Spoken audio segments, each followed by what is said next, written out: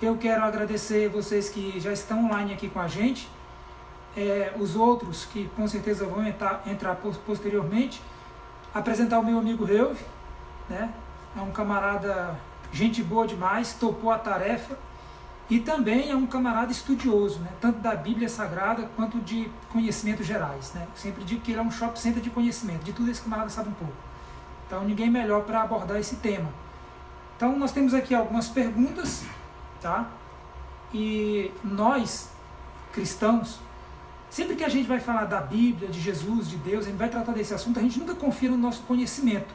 Embora a gente estude, adquira conhecimento com a permissão divina, a gente sempre pede o direcionamento do Espírito Santo. Então, independente de se você, nosso telespectador, é cristão ou não, né? Eu queria pedir que a gente fizesse uma breve oração, apenas para Deus conduzir esse nosso estudo. Reuve, ora? Podemos. Senhor Deus, estamos aqui em Tua presença para aprender mais a respeito da Tua própria palavra, fonte de autoridade, regra de fé e prática do Teu povo. Nos auxilie neste momento, conduza-nos e que isso nos inspire mais a fé na Tua palavra, Senhor. Em nome de Jesus. Amém. Amém. Pergunta para se o ventilador está trabalhando. Vocês acham que nós colocamos um ventilador aqui próximo e eu queria saber se o áudio aí tá bom, tá? Tem alguém aí que pode me falar a respeito do áudio? Se você está me ouvindo bem, alguém pode comentar aí?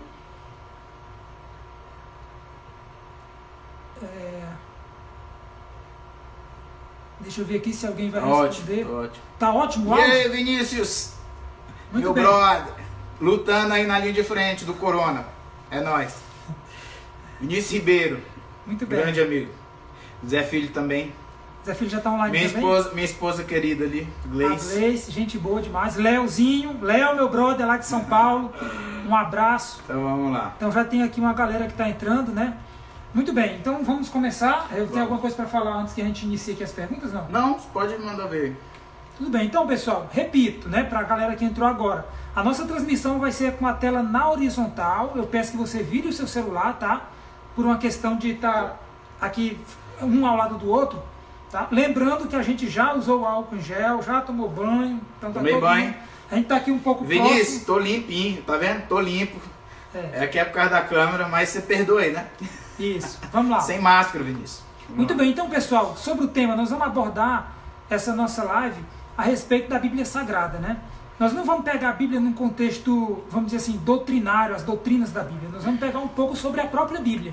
Então eu tenho aqui algumas perguntas prontas, e essas perguntas prontas são perguntas que vêm na cabeça de todo mundo, tanto quem é cristão, quanto quem não é cristão, inclusive quem é ateu também, né? Com todo respeito, vem também essas perguntas aqui na mente. Então hoje a gente vai ter aqui algumas respostas com base tanto na Bíblia quanto extra-bíblia, não é isso? Então vamos lá. A primeira pergunta é a seguinte, eu acredito que vai na cabeça de todo mundo, né?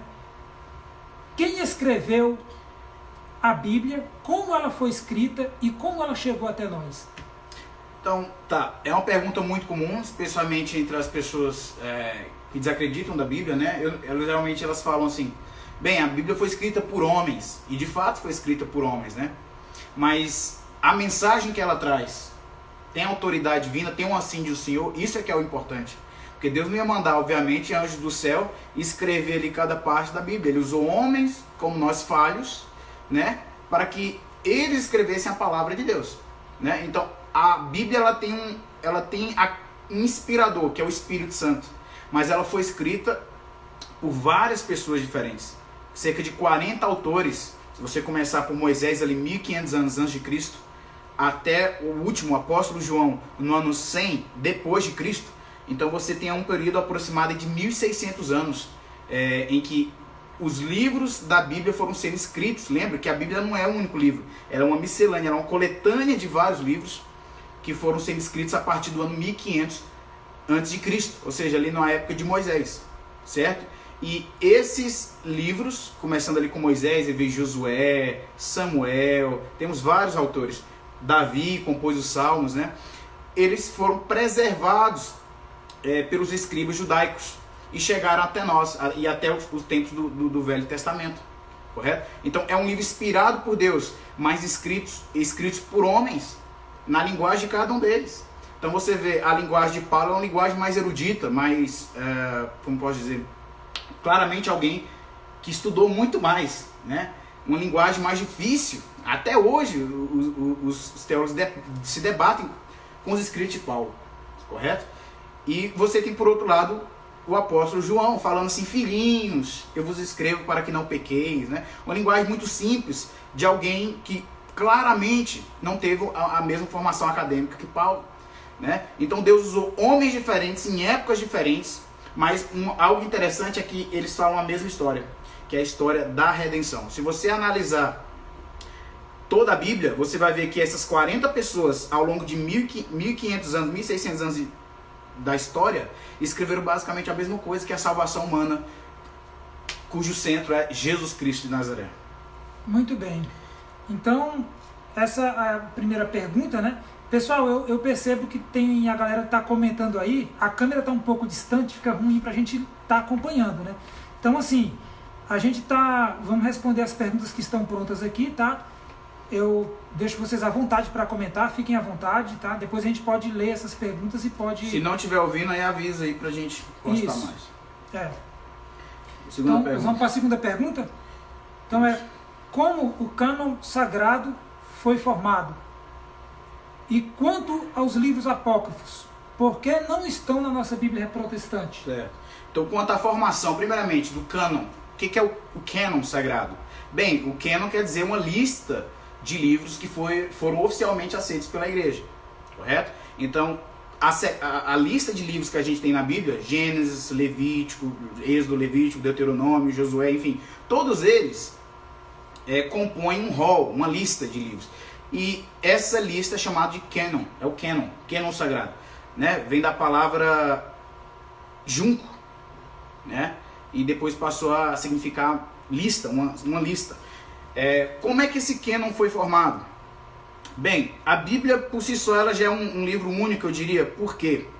Porque é um livro que desde os anos de 1800, desde 1804 para cá, já foram impressos mais de 6 bilhões de cópias da Bíblia Sagrada. Se você pensar que a população atual nossa é em torno de 7 bilhões de pessoas, é muita gente. É de longe o livro mais impresso, mais traduzido e até mais lido do mundo, né? Então ele é um livro por si só, um livro incrível. É o livro também que sobreviveu em meio às perseguições. Não existe nenhum livro mais perseguido, mais proibido na história que o livro sagrado, que é a Bíblia. Veja, no Império Romano, na época de Diocleciano, século IV, imperador romano Diocleciano, século IV, no ano de 303 já da nossa era, ele proibiu e mandou queimar Bíblias e quebrar igrejas, destruir igrejas, porque aquilo estava levando as pessoas longe da religião pagã romana.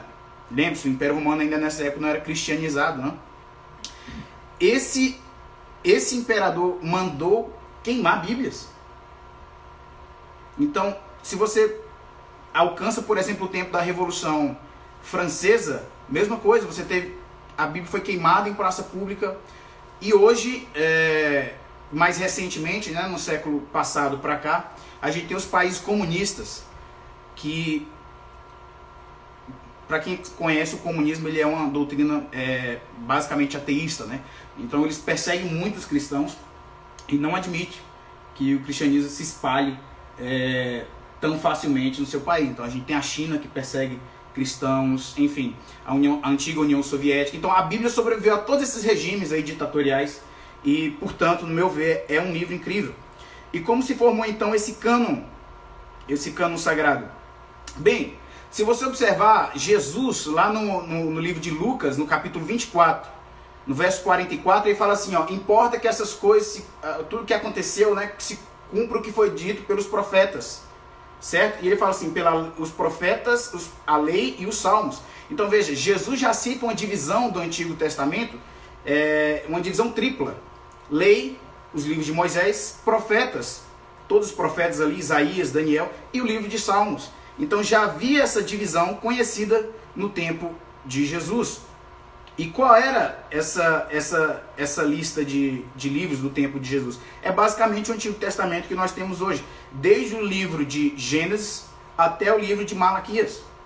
Inclusive Jesus fala lá em Mateus em Mateus 23:35 e em Lucas 11:51, Jesus fala assim, ó, desde o sangue de Abel até Zacarias, que foi morto entre o altar e o templo, assim vos digo, será requerido desta geração. São palavras de Jesus. Jesus cita por nome Abel, do livro de Gênesis, filho de Adão, e cita Zacarias, aquele profeta que foi morto ali, né? É descrito ali no livro de Crônicas, certo? Então você daí, só pela palavra de Jesus, a gente já tem uma ampla lista de livros autorizados no cânon sagrado, aceitos, porque o próprio Jesus citou esses livros, corretamente, certo? Então Jesus cita o livro de Isaías, Jesus cita Davi, Jesus cita Moisés, Jesus cita o próprio profeta Daniel, né? Lá em Mateus capítulo 24, ele fala assim, aquele que tem ouvidos que ouça, que entenda, aquele que lê entenda o livro do profeta Daniel, que fala do abominável, da desolação, que a gente veio até estudando ao longo da lição. Então, dessa forma, a gente pode aceitar esses livros com base na autoridade do próprio Jesus. Correto? E outro ponto, os livros do Novo Testamento fazem constantes referências ao Antigo Testamento. Então, Pedro cita o Antigo Testamento, Paulo cita o Antigo Testamento, Lucas cita o Antigo Testamento, e à medida que eles vão citando autores do Antigo Testamento, então eles vão falando pra gente, ó, isso que eles escreveram lá no passado, Isaías, é palavra de Deus, é palavra autorizada, é palavra inspirada, é palavra revelada. E eles foram aceitos, então, preservados pelos escribas judaicos e chegaram até o tempo de Cristo e pela igreja cristã e chegou a gente até hoje, certo? Eu acho que os comentários... Pessoal, rapidão, só dando uma pausa, eu acho que os comentários estão cobrindo o Ralph todinho aí, né? A não ser que ele venha mais um pouco para cá. Não tem problema não. Certo. O pessoal que está chegando aí, o Jair, né? Valeu, Jair, pela tua presença aqui. A gente vai prosseguir aqui, a gente não está atentando para os comentários, tudo bem? Desculpa aí. Então vamos lá. Então, quanto aos livros apócrifos, quais são eles? E por que eles não estão no cânon sagrado? Existem alguns livros chamados de livros apócrifos, que se você observar a Bíblia Católica, ele tem alguns deles e tem vários outros. Quais são esses livros? Por exemplo, a gente tem um livro de 2º Esdras, composto ali no ano 100 depois de Cristo, por volta disso. O livro de Tobias, o livro de Judite, o livro de Sabedoria de Salomão, o livro de Eclesiástico, composto no 2º século antes de Cristo. Baruque, tem adições ao livro de Daniel. Você sabia que existe um livro apócrifo que acrescenta o capítulo 13 e 14 ao livro de Daniel, que na nossa Bíblia só vai até o capítulo 12, né? Por que isso? Bem, esses livros, em geral, eles ensinam doutrinas que, em geral, são contrárias ao corpo geral de doutrina da Bíblia, que fazem oposição à Bíblia, né? E às vezes tem muita história lendária. Então, por exemplo, esse que eu contei aqui do livro de Daniel, ele cita uma história, esse livro apócrifo, que acrescenta 2 capítulos ao livro de Daniel. O 13º capítulo que ele acrescenta conta a história de uma mulher chamada Susana, em que essa Susana, por ser bonita, chamou a atenção de alguns líderes judeus e ela se recusou, né? E esses líderes judeus, para armar para ela, falaram que ele pegou ela em adultério. E aí descreve que Daniel interviu na situação, porque essa mulher foi levada a julgamento e condenada à morte. E Daniel inquiriu das ditas testemunhas a maneira como é que eles encontraram ela lá no bosque em adultério. Aí o Daniel perguntou assim para eles: onde é que você viu a mulher no bosque? Que árvore que tinha lá? E os dois deram respostas diferentes. Aí Daniel supostamente salvou a mulher de ser executada, né? Então essas histórias e muitas outras de cunho muito lendário. Você tem, por exemplo, o livro apócrifo de Pedro, um evangelho de Pedro apócrifo também, em que ele descreve a ressurreição de Jesus de maneira muito lendária. Ele fala que o Jesus que saiu da tumba na ressurreição era um homem gigantesco e 2 anjos estavam ao lado dele, uma voz vinda do céu, trovões, enfim. Imagine um ser de proporções gigantescas cuja cabeça atinge o céu. Era Jesus saindo da tumba. Veja que relato lendário, que coisa assim mirabolante, né? Fora de conformidade com os 4 evangelhos que a gente tem: Marcos, Lucas, João e Mateus, que descrevem o evento da ressurreição de maneira simples. Olha, ele foi colocado no sepulcro ali, selado com a pedra, e ele ressuscitou. Né? Você não tem elementos mirabolantes, sabe? Histórias malucas. E a igreja então foi selecionando esses livros. Por quê? Porque você tinha, por exemplo, no século II, um camarada chamado Marcião, e ele tinha listado uma lista de livros que ele disse sagrado e começou a espalhar. E muitos desses livros não eram autorizados, não era a palavra de Deus. E a igreja então precisou dar uma posição oficial. Peraí, quais são os livros que são oficiais, que as igrejas espalhadas pela Ásia lá podem usar?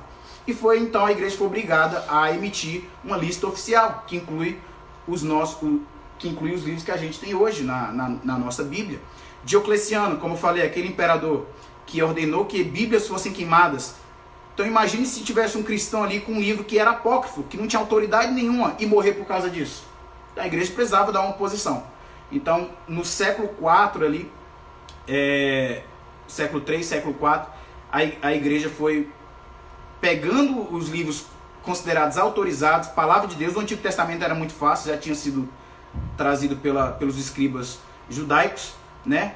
E os evangelhos, os relatos ali a respeito da vida de Cristo foram aceitos como autorizados. Por quê? Porque foram os próprios apóstolos que escreveram, ou pessoas, ou testemunhas oculares que deram depoimento. Então você tem um exemplo do livro de Lucas. Lucas não viu Jesus durante seu ministério, mas ele entrevistou pessoas, testemunhas oculares, e escreveu um ótimo livro, que é o livro de Lucas, né? E o livro de Atos também. Muito bem, pessoal.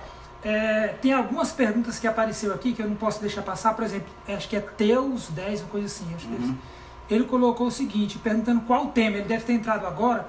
O tema que a gente está abordando é sobre a Bíblia Sagrada, a veracidade da Bíblia. Ele é um livro realmente sagrado ou ele é um livro qualquer, entendeu?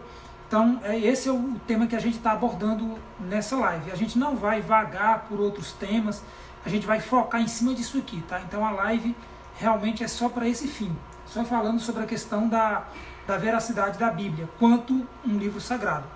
Nós temos aqui uma outra pergunta, e assim, eu quero fazer a pergunta de uma forma, como é que eu posso dizer, não apenas lida, né? Mas o que vem na cabeça das pessoas. Por exemplo, quando fala da Bíblia,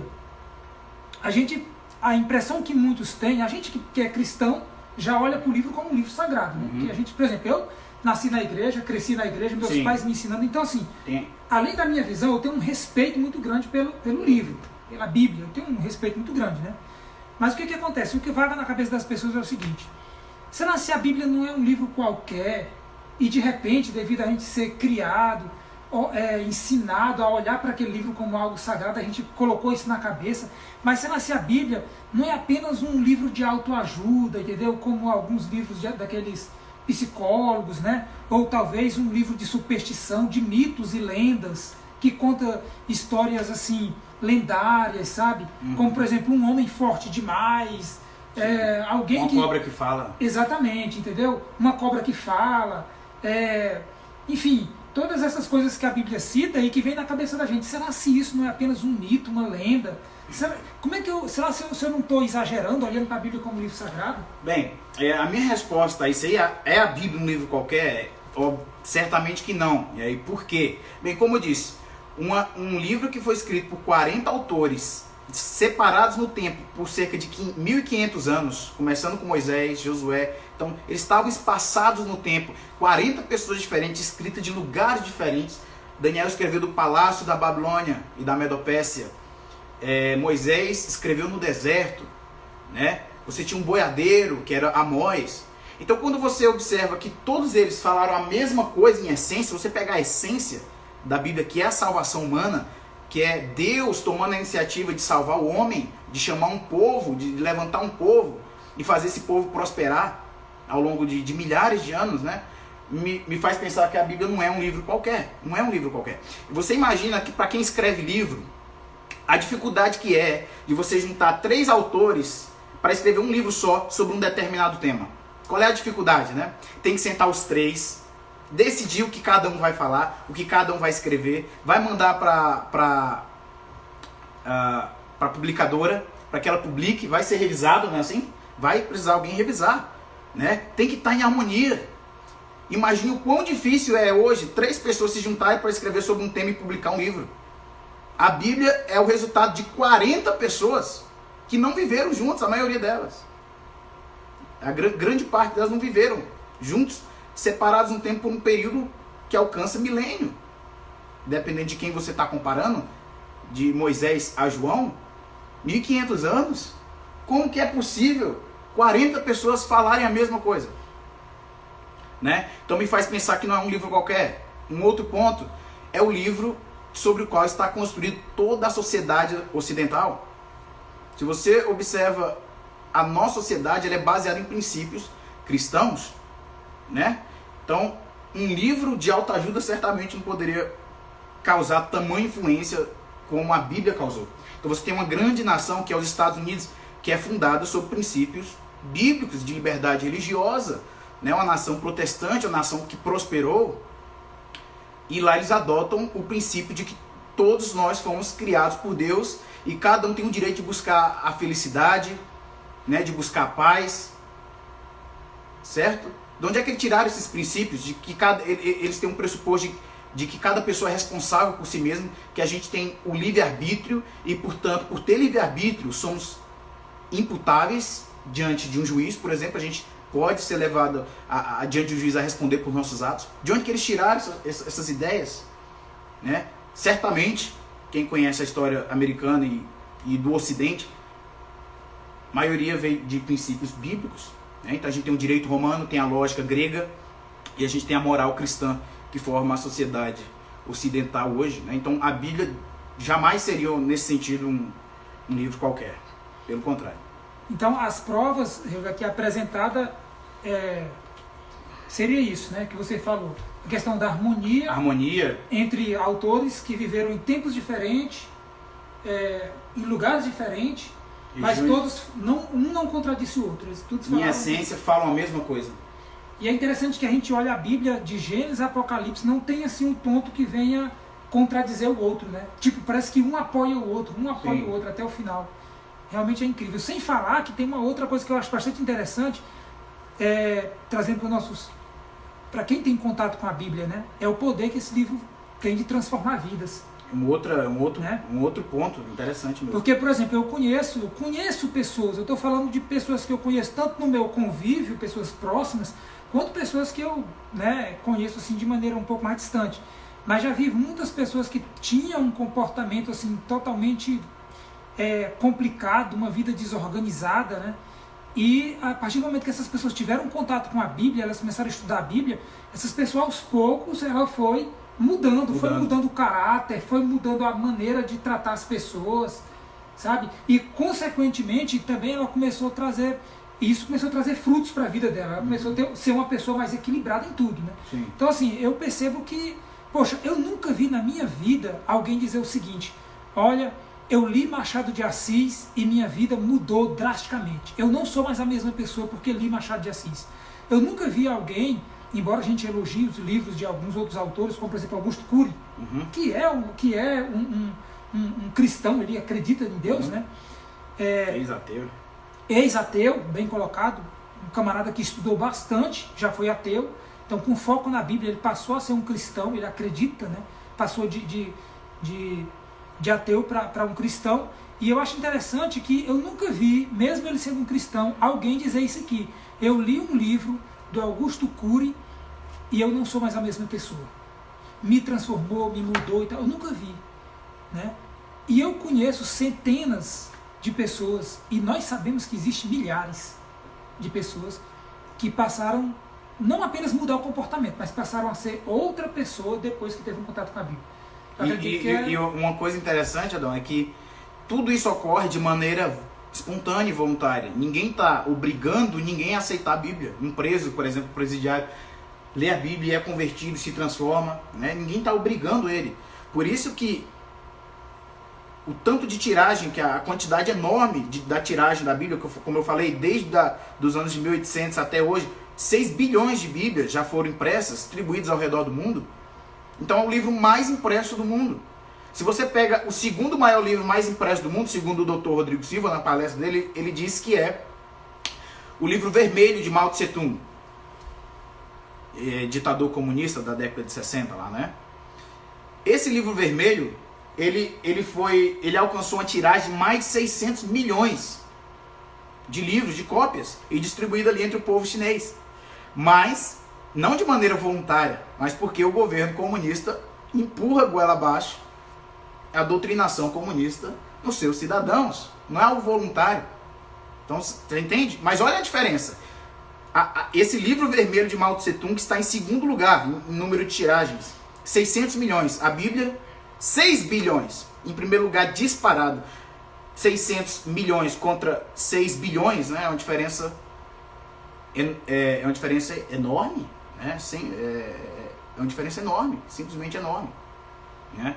Então a Bíblia ela é sem igual. E o poder transformador dela também chama muita atenção. Pode ir para a próxima. Beleza. Pessoal, nós vamos para a próxima pergunta. Tem muito comentário ali. A gente não está conseguindo ler, porque além do celular estar na horizontal, ele está um pouco distante da gente, tá? Mas depois a gente vai focar nos comentários, beleza?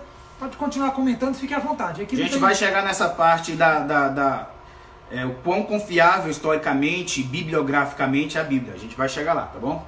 Certo. A outra questão aqui é a seguinte, como eu falei, eu vou fazer as perguntas me colocando no lugar de um incrédulo, entendeu? Certo. Por quê? Porque a gente tem que entender a mente do incrédulo. Por que ele não crê, entendeu? Uhum. Então veja, a próxima pergunta é a seguinte.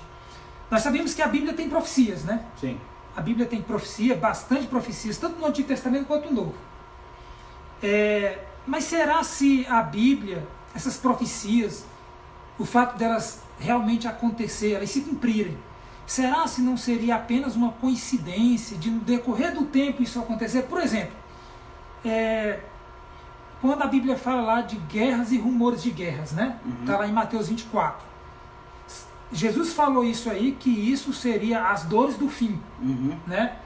Bom, nós vivemos em tempos de guerra. Já teve guerra também lá dentro daquele tempo, mas a gente percebe que está mais... Sim. Né? Tá acontecendo bem mais guerra, mais próxima da outra. Mas será se não era apenas uma consequência do tempo? O tempo vai passando e as coisas vão acontecendo. E aí, quando um cristão vê acontecer uma coisa, liga isso à profecia. Entendeu? Será se isso não era uma maneira da gente, sei lá, querer dar o chamado ajudinha para a profecia? Dizer, olha, vocês estão vendo aí uma epidemia, aí uma pandemia. Lá Lucas fala que no fim teria epidemias e grandes terremotos. Aí a gente pega para dar uma ajudinha para a profecia e diz, olha aí, ó, o coronavírus. Isso aí é profecia. Será que não seria isso não, Rio? Bem, quando alguém cita de maneira vaga uma profecia bíblica, pode parecer para muitos incrédulos isso. Mas quando você analisa as dezenas de profecias que a Bíblia tem, mais de dezenas, centenas de profecias que a Bíblia contém, de predições, você fica estupefado com a quantidade de profecias cumpridas por períodos de tempo muito longos. Eu mesmo fico impressionado, sempre gosto de citar, o livro de Daniel.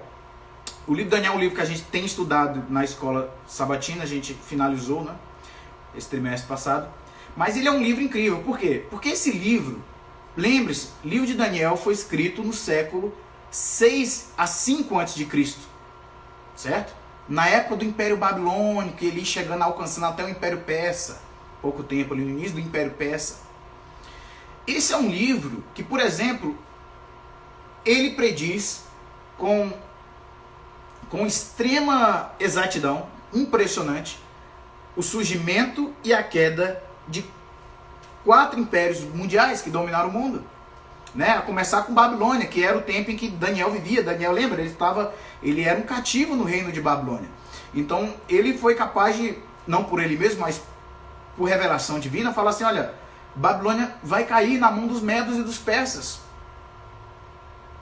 Naquela mesma noite, a Média Pérsia, na pessoa de Ciro, conquistou a Babilônia. Está lá no capítulo 5 de Daniel. E ele não para por aí. No capítulo 8, por exemplo, ele fala que depois da Pérsia viria a Grécia. Fala, olha, a Grécia baterá a Pérsia. E não apenas isso, a Grécia também chegará a sua vez de cair, porque ela tem uma ascensão, um império muito forte, e depois tem a queda. Todos foram assim. E a Grécia, quando cair, vai se dividir em 3, está no capítulo 8 de Daniel. A Grécia, quando cair, se dividiria em 4. Lembra o chifre ali do bode, quando quebra, surge 4 chifres, representando que o reino grego seria dividido em 4. E quando você estudar a história de Alexandre o Grande, foi ele quem venceu a Pérsia. Lembra? A Pérsia só foi batida na época de Alexandre o Grande. E Alexandre o Grande, ele, em pouco tempo, em 12 anos, ele dominou toda aquela região ali que o Império Persa dominava.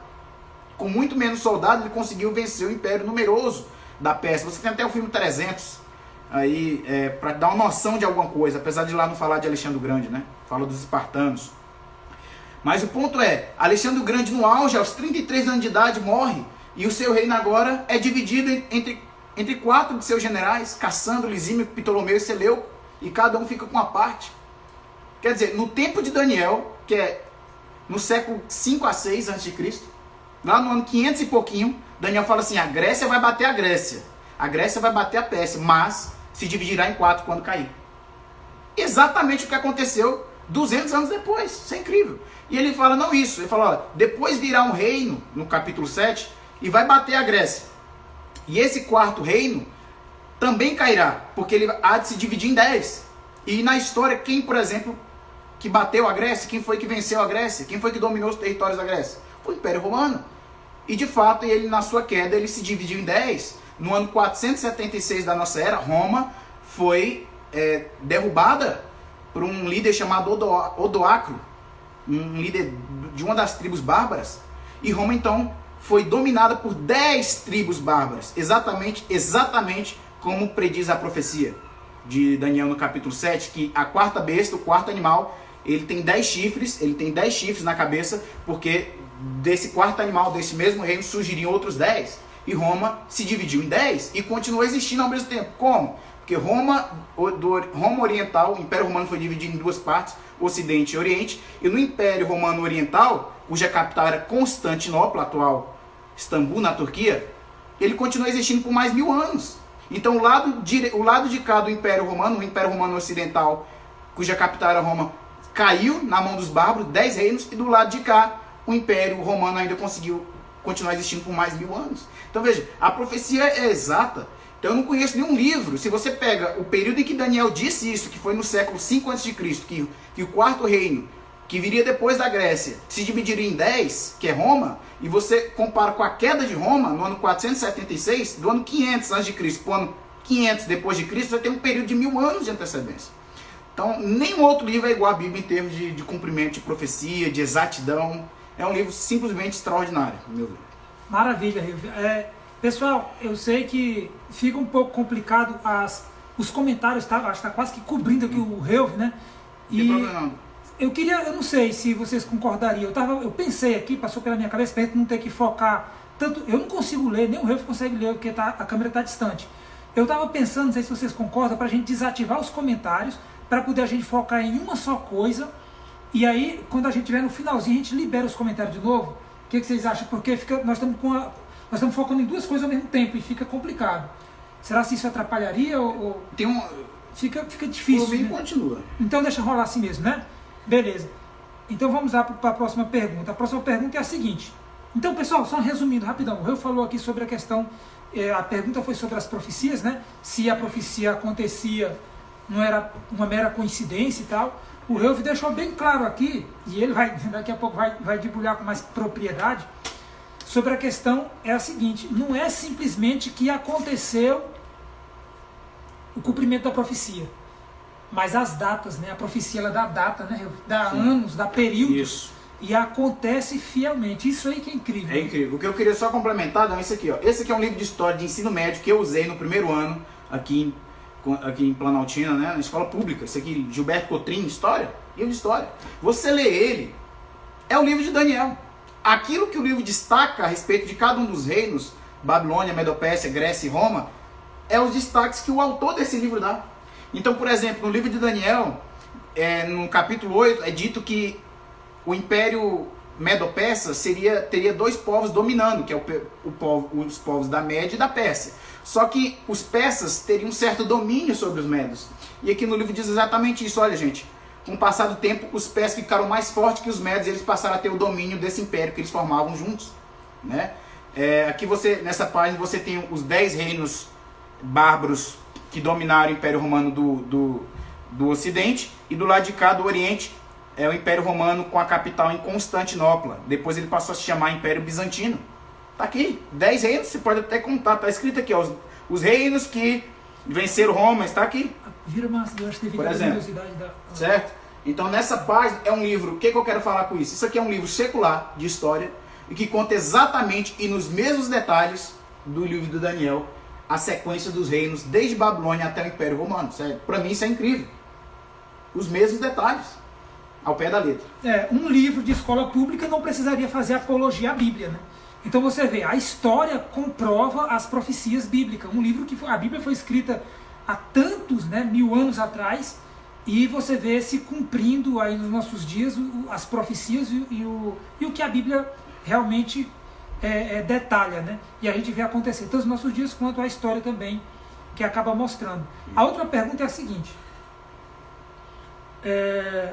a Bíblia tem alguma credibilidade? De que forma nós podemos medir a credibilidade da Bíblia? Bem, do ponto de vista historiográfico, existem critérios objetivos em que os historiadores se utilizam para analisar documentos antigos. A primeira coisa a se falar: nenhum documento da antiguidade, século V para trás, né? Da queda do Império Romano no ano 476 para trás, o passado, para o tempo antes de Cristo ali. Não existe nenhum documento que tenha sobrevivido desde essa época. Que a gente tem são cópias, certo?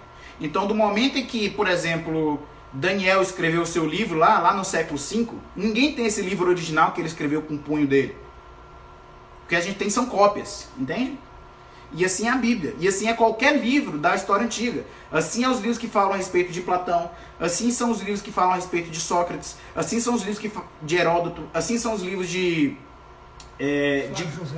Flávio Josefo, assim são os livros de Filo, autores do Antigo Testamento, né? Todos esses da história antiga, nós não temos o original, já se perdeu nenhum livro da história antiga. Mas você percebe que a história atual fala a respeito da história antiga. Os historiadores de hoje conversam a respeito do Império Romano, do Império Grego de Alexandre o Grande. Como é que eles falam a respeito desses reinos se a gente se não sobrou nada de original nos nossos dias? Bem, eles analisam as cópias desses livros. Essas cópias eram feitas à mão, por isso que o nome dessas cópias eram manuscritos. E muitas dessas cópias sobreviveram até os nossos dias, certo? A Bíblia é a mesma coisa. Se você comparar a Bíblia, que é um livro da história antiga, com qualquer outro livro de história antiga que fale de Alexandre o Grande, do Império Romano, qualquer um, de Heródoto, que foi um historiador ali, de Aristóteles, qualquer um, você compara a Bíblia com qualquer livro da história antiga, a Bíblia ganha disparada em termos de números de manuscritos. Só em relação ao Novo Testamento, nós temos mais de 5.700 manuscritos. Olha só do Novo Testamento, temos 5.700 manuscritos somente na língua grega, que sobreviveram até os nossos dias. Só na língua grega. Se você pegar as outras línguas, por exemplo, o siríaco, o copto, o latim, o árabe, você tem mais 9.000 manuscritos, 9.000 cópias, só do Novo Testamento. Então, quando você soma todas as cópias do Novo Testamento, você chega ao número impressionante de 24.000 manuscritos. Lembre-se, são manuscritos, cópias escritas à mão dos documentos originais, né? Muito embora nem todos desses 24.000 manuscritos sejam completos, tem muitos que são partes de um livro, são apenas um livro, ou então alguns versos, ou então alguns capítulos, ou então algumas páginas. Mas quando você junta todos os manuscritos, você tem 24.000. Só do Novo Testamento. Sem contar o Velho Testamento, hein? Sem contar o Velho Testamento, que foi preservado pelos judeus. Só do Novo Testamento, 24.000 cópias. 24.000 manuscritos sobrevivem até os nossos dias. Aí eu falo para você, bem, e de algum outro livro da história antiga, não bíblico, obviamente, para a gente ter uma comparação. Bem, o segundo livro da história antiga que mais tem manuscritos depois da Bíblia, que a Bíblia, já te falei, é o primeiro, disparado.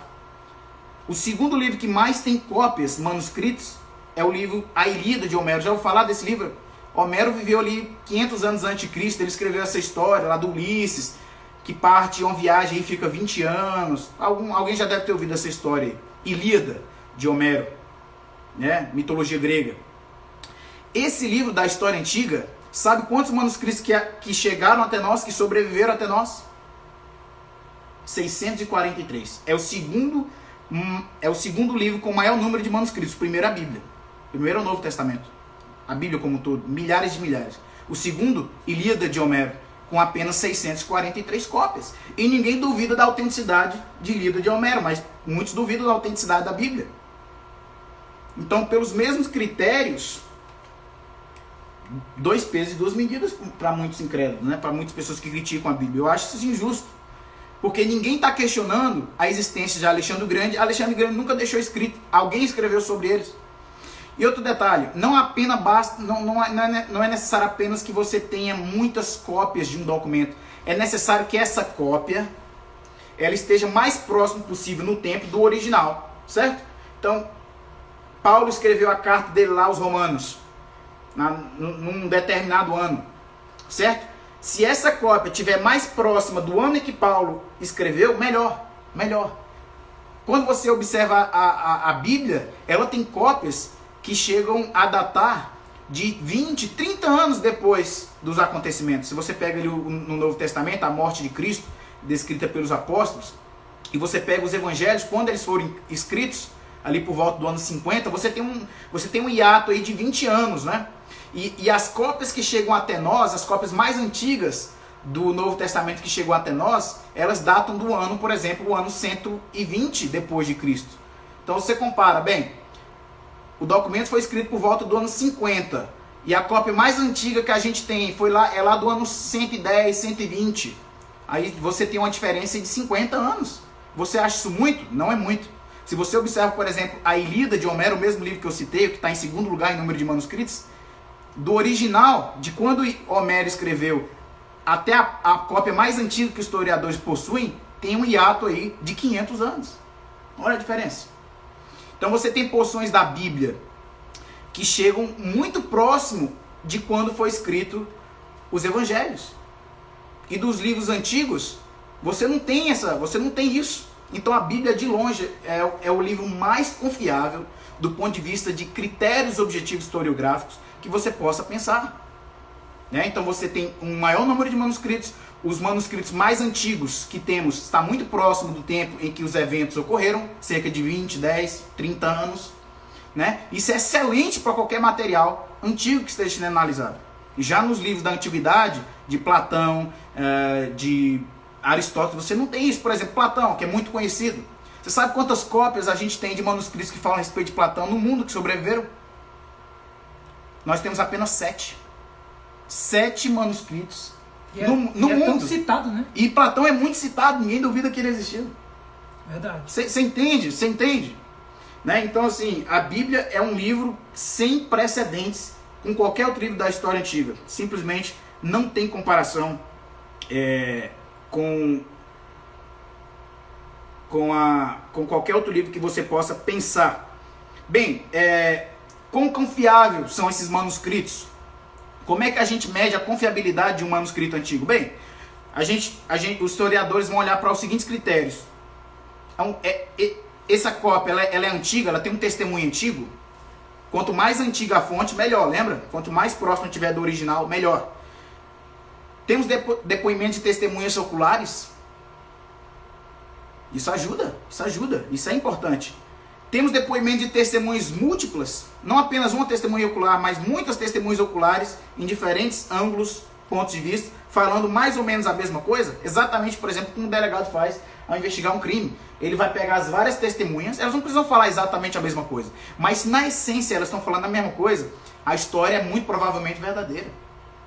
A Bíblia, se você observar o Novo Testamento, ele não é um livro único, ele é um conjunto de livros, de 27 livros, e cada um ali fala a respeito da pessoa de Jesus. Então cada um daqueles livros é uma fonte histórica que os historiadores precisam ir para investigar a verdade, para investigar a história.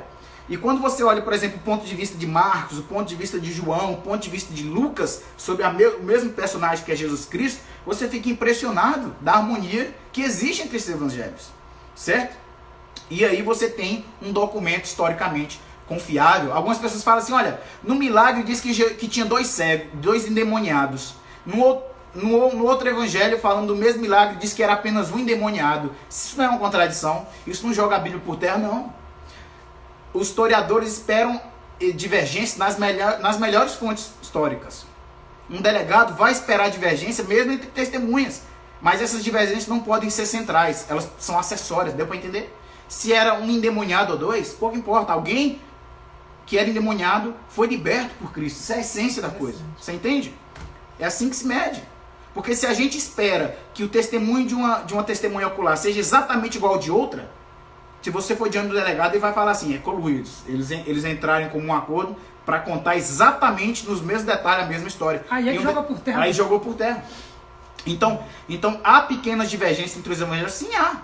Mas diferenças não essenciais e que, pelo contrário, mostram a veracidade do texto. Porque, veja, se fosse algo mentiroso, eles procurariam esconder essas divergências e vamos todo mundo falar a mesma coisa. Era 2 endemoniados e não apenas um. Era 2. Então todo mundo diz que é 2. Deu para entender? Então isso corrobora para dizer que a Bíblia é um livro historicamente confiável. As testemunhas oculares são dignas de confiança? Isso é importante. Outro critério. Temos evidências que corroboram isso aí na arqueologia e na Bíblia a gente tem, certo? O inimigo, existe um inimigo que confirma aquela história. Então, por exemplo, se tua mãe falar que você é corajoso, isso é uma coisa. Mas se o teu inimigo falar que você realmente é corajoso, já tem mais peso, não tem? Porque é o teu inimigo. Será que os inimigos de Jesus falaram algo que os evangelhos também falaram? Por exemplo, os evangelhos afirmam que a tumba estava vazia. E os líderes judaicos que crucificaram Jesus reconheceram que a tumba estava vazia. E o que eles proporam? Começa a espalhar aí que os discípulos roubaram o corpo. Então veja, os próprios inimigos estavam concordando com os cristãos de que realmente o túmulo estava vazio. Então o inimigo afirmando algo que você está afirmando, aquilo muito provavelmente é verdade. Correto? Então você tem esses critérios que você analisa no texto antigo para ver a confiabilidade histórica, para ver se o que ele está falando é verdade. E a Bíblia, mais do que qualquer outro livro, ela supera em muito todos esses testes que você possa sujeitar a Bíblia, né? Muito bem. Vamos aqui para a próxima. O pessoal, está faltando poucas perguntas, tá? Nós temos aqui só mais 3 perguntas. Tem umas aqui que o próprio Reuve já me falou que elas são umas perguntas bem mais simples, tá? Jair, valeu, irmão, um abraço. Desculpa não estar contribuindo aí no digitando, é porque a câmera está um pouco distante, a gente quase não consegue ler os comentários. Não é que a gente esteja ignorando, tudo bem? A gente vai prosseguir aqui. Tem a outra pergunta seguinte. Bom, nós sabemos que a Bíblia ela é cheia de eventos sobrenaturais, né? Uhum. Tem coisas assim que são sobrenaturais e que foge é complicado para a pessoa admitir, assim, olha, eu acredito que isso aconteceu, né? Então, assim, por que existe uma descrença quase que absoluta no meio acadêmico em relação a esses eventos? Certo, bem, por que no meio acadêmico, especialmente secular, entre os historiadores, entre os cientistas, né? Por que a Bíblia não é levada tão a sério assim? Por que eles acham que a Bíblia é apenas uma história inventada por judeus e que não merece nenhum valor? Bem, o que a gente tem que entender é o seguinte: todo pensamento humano, existe uma ideologia por trás, existe uma estrutura de pensamento por trás, certo? Existem pressupostos por trás, correto? Tudo, qualquer sistema. Se você pegar o método científico, por exemplo, nós temos muitas pressuposições. O que é uma pressuposição? É algo que você aceita sem prova nenhuma. Você já assume aquilo de cara, correto? Você não tem como provar aquilo, mas você aceita. E a partir disso, você trabalha, você investiga alguma coisa. Então, por exemplo, como é que a ciência, o método científico funciona? Você tem no método científico muitos princípios, entre eles o princípio da causalidade, de que todo efeito tem uma causa. Não existe uma lei física disso, isso é um princípio filosófico. que os cientistas aceitam. E ao estudar um fenômeno, eles esperam descobrir uma causa, porque eles supõem que existe uma causa, mesmo que eles não sabem qual é. Eles não sabem nada ainda daquele fenômeno. Não estudaram, vão estudar, mas eles sabem, existe uma causa e a gente vai atrás dela. Isso é um princípio filosófico, deu para entender? Isso é um pressuposto filosófico. Se você não tem só esse nas ciências, você tem muitos outros princípios filosóficos. Você tem, por exemplo, o princípio da falseabilidade de Karl Popper. Você tem, por exemplo, a ciência ela assume as leis da lógica e a matemática como verdadeiras. Veja que a ciência não prova as leis da lógica. Pelo contrário, a ciência assume as leis da lógica para, a partir delas, poder trabalhar. Por exemplo, o que é uma lei da lógica? Uma lei da lógica, por exemplo, é aquela que não existe, fala assim, que não é possível duas afirmações contraditórias serem verdade ao mesmo tempo. Veja, isso não é uma afirmação científica. Isso é uma afirmação filosófica. Isso é uma afirmação lógica.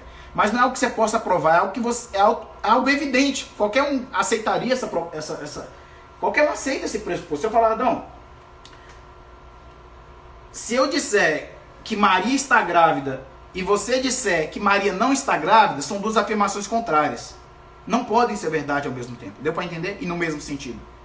Então, portanto, é o princípio da não contradição. Isso é um princípio lógico que a ciência usa para investigar. Então, todo sistema de pensamento, de investigação, tem seus pressupostos filosóficos. Todos, sem exceção. Então, a pessoa que fala assim, olha, eu só aceito o que é provado pela ciência. Meu amigo, a ciência não se prova a si mesma. A ciência tem um bocado de pressupostos filosóficos que ela aceita como verdadeiro e depois é que ela parte para a investigação. Correto? Então, quais são os pressupostos filosóficos desses historiadores incrédulos, por exemplo, quando eles analisam a Bíblia, o que eles estão pressupondo de antemão? Lembra? Pressuposto é algo que se aceita antes, já a princípio. Você já aceitou e depois é que você passa a analisar já com isso na cabeça. Bem, eles não acreditam que Deus existe. Esse meio acadêmico incrédulo. Eles pressupõem que Deus não existe, que milagres não são possíveis, que vivemos num sistema fechado e que não é possível intervenção sobrenatural no curso contínuo da história. Então eles olham para a história como um fluxo contínuo de eventos, de uma sequência de causas e efeitos, e que é impossível uma intervenção sobrenatural nesse curso contínuo histórico. Por que é impossível? Porque o sobrenatural não existe, Deus não existe, milagres são impossíveis. Então eles partem disso, eles já têm essa mentalidade, essa estrutura mental, e a partir disso é que eles vão analisar a Bíblia. E quando eles encontram na Bíblia, por exemplo, os milagres de Jesus, eles já falam, não, isso aqui é ridículo acreditar nisso aqui. Não porque ele não tem evidência histórica de que Jesus existiu, de que a ressurreição de Jesus muito provavelmente aconteceu por evidência histórica. Não, ele não chega a essa conclusão analisando as evidências, botando na balança e pesando. Ele já rejeita de antemão porque ele não acredita em milagre. Deu para entender? Então, quando você chega na universidade que teu professor fala assim para você, olha, esquece a Bíblia é um livro de mitos, né? Ele certamente não colocou na balança as evidências contra e a favor. Ele simplesmente já partiu com esse preconceito, com esse pressuposto de que Deus não existe, de que é impossível haver milagres. Então, eu tenho, por exemplo, aqui um livro Evidência que exige um veredito, volume 1. Muito bom, ganhei do pastor Isaías. Acho que na página 31 aqui, eu tenho eu vou citar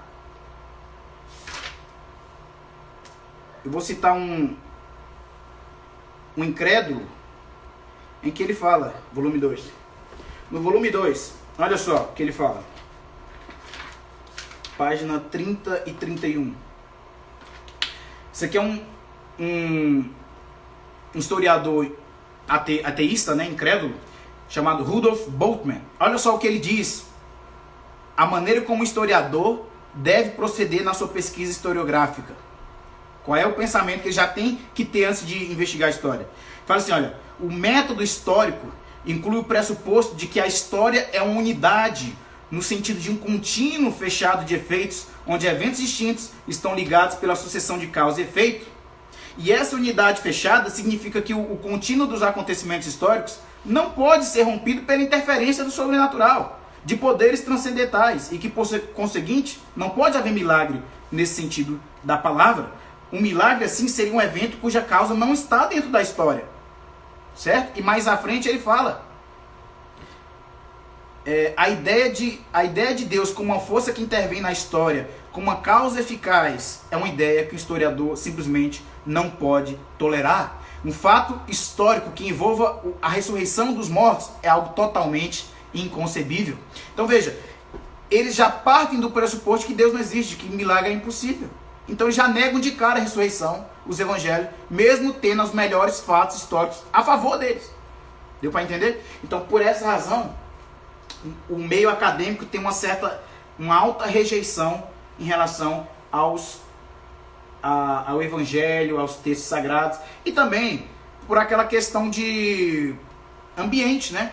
Você está numa universidade, se for uma universidade pública, por exemplo, ali na área de história, você muito provavelmente você vai encontrar ali pessoas que têm uma orientação política marxista, de esquerda, e geralmente quem é marxista não acredita em Deus, porque Karl Marx falava que a religião é o ópio do povo. Então você tem um viés ideológico que te coloca na posição ateísta em relação a eventos sobrenaturais.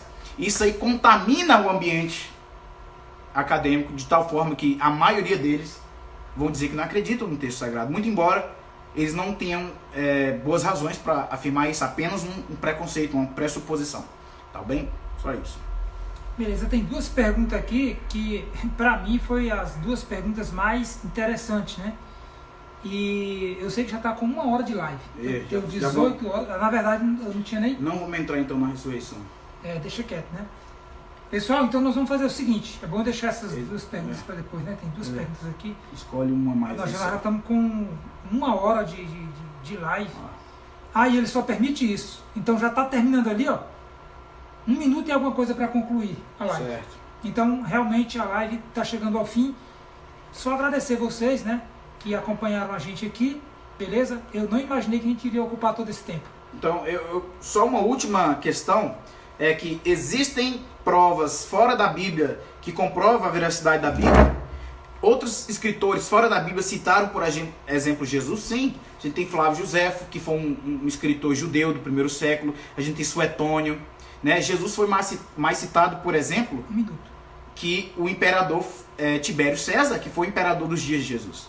Jesus tem mais citação em livros não cristãos do que o próprio Tibério César, que foi o imperador de Roma na época de Jesus. Né? Então a Bíblia tem muita confirmação extra-bíblica, certo? Tácito, você tem Flávio Josefo, você tem Suetônio. E quando você observa esses escritos, eles vão dizer que Jesus existiu e que viveu durante o reinado de Tibério César. Ele viveu uma vida virtuosa, realizou milagres, né? Os seus discípulos afirmavam que eles realizaram milagres. Teve um irmão chamado Tiago, foi chamado de Messias, foi morto sob Pôncio Pilatos, foi crucificado na Páscoa, né? Seus discípulos acreditavam que ele havia ressuscitado e foram capazes de dar a vida por isso, né? Então, isso em fontes extra-bíblicas, fora da Bíblia, né? Mas o teu professor incrédulo com certeza não vai te falar isso. Valeu, pessoal. Obrigado. Um abraço aí, gente. Valeu por nos acompanhar por 1 hora, tá?